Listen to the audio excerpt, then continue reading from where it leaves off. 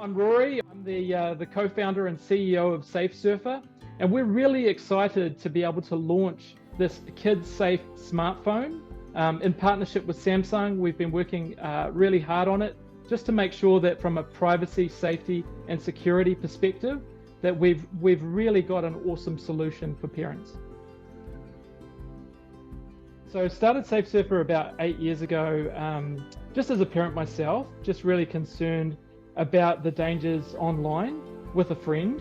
And I guess as I got kind of more and more into it, I just realized how significant the dangers were and how they weren't really being addressed. So, just the whole kind of ecosystem of online safety didn't really exist. And there was just such a huge gap. And so I kind of liken it to like a seatbelt, like we're so much further ahead now in terms of our thinking, say with seatbelts or car seats, but there was a time where we weren't, and so I guess having a sort of a tech background and sort of being able to see the difficulties, I was able to see really early on that there were actually a lot of challenges, which we've seen play out, over the last 10 years with social media, with grooming, pornography, you name it, just a real raft of kind of issues. Yeah, absolutely. Look, I think from a tech perspective, I just kind of see, one, I have this kind of ethical lens of seeing the way the technology should be developed. And so seeing a business model which is used for a time and attention to really just wrap eyeballs on a screen and then serve content, that is always a worry for me. But I guess, kind of the biggest worries are like the same for every parent. So there was a guy in the States called Colin McArcher a few years ago, and he had an organization called Save the Kids. And he actually went and interviewed the kids themselves. And then he actually showed the parents, hey, this is what your kids are experiencing on social media. And so some of the things that he would say to parents is, at what age are you ready for your kid to be concerned about self-harm? At what age are you willing for your kid to really start to compare themselves to others? That's because this is what the kids are telling me that social media is doing to them.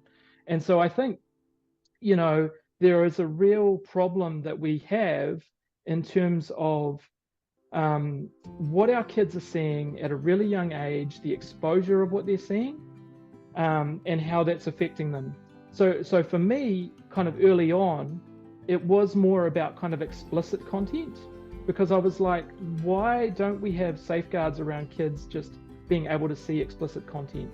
And so that's why we started this route of going down the internet filter initially.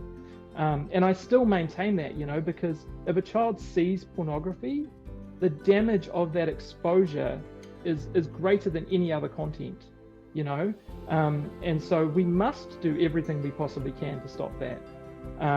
But then kind of, as things have progressed across the years, there's just been a whole raft of concerns and considerations that we just have to consider as parents. And so I think it's there's such an awesome need for the technology, and we want our kids to thrive. Like for me, like I love to code and I love to teach kids how to code.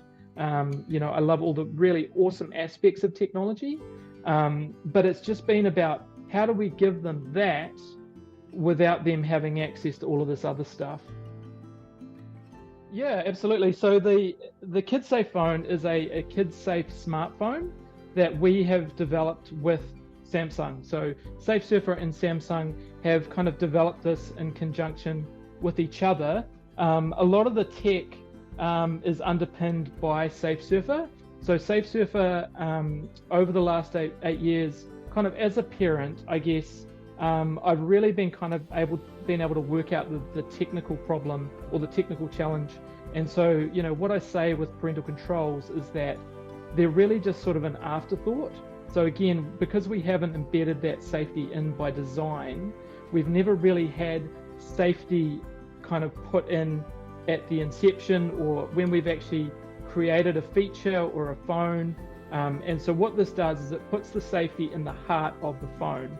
And the really, really cool part of this technology is that it means as a parent, you're basically, unboxing a phone, and you can see here that it just has, kind of calls, texts, a camera. So it is a smartphone, but actually it just has the really essential apps that you might need. So, it's going to come with just exactly what you need, without all of the additional kind of apps which are loaded on.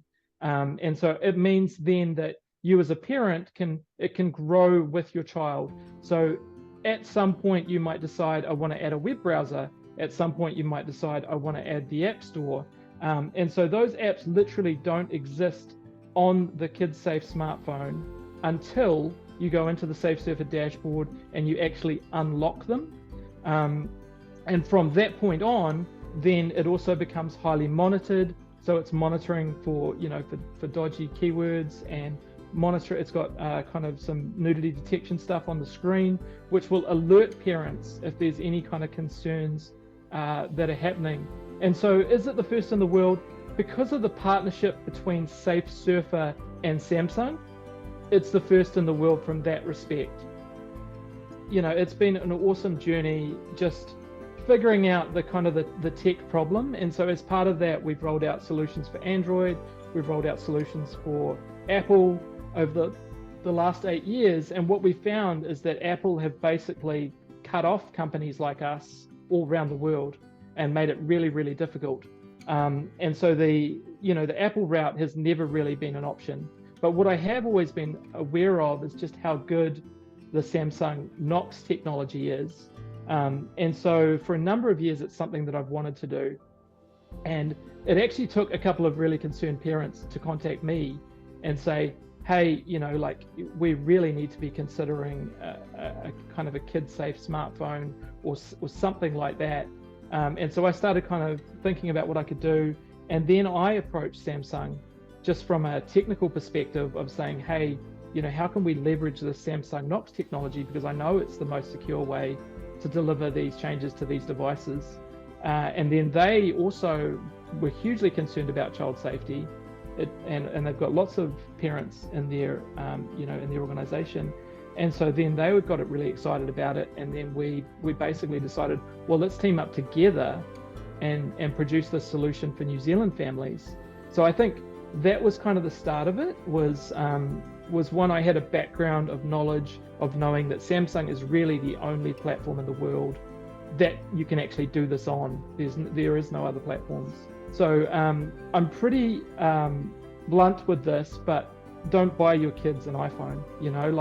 Literally, Apple has been against us every step of the way for the last 8 years. So do not buy your kid an iPhone. Do not buy your kid an iPad. I can tell you hundreds of workarounds for both of those, for any app that you might put on the device. Absolutely. I think 16 is definitely a good age bar, and I've said this in a number of parent presentations over the years, that really 16 is and should be kind of the minimum age, just based on what's happening with social media at the moment. As I say, those safety mechanisms that just aren't quite there. Like, we've heard a lot of big releases about, oh, there's this safety tool, but then actually when you dig in deeper, it's like, oh, actually no, it's not there. So look, for my own kids, that's the age, is 16.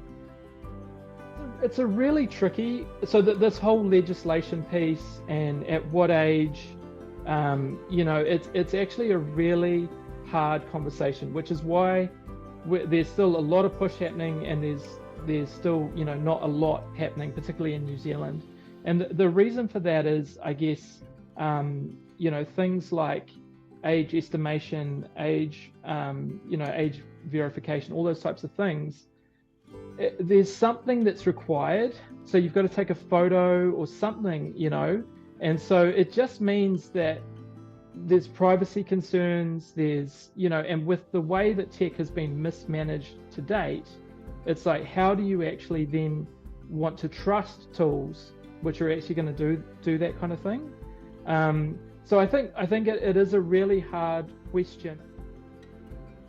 And as I say, like, I feel like for me as a parent, like, our kids deserve the absolute best.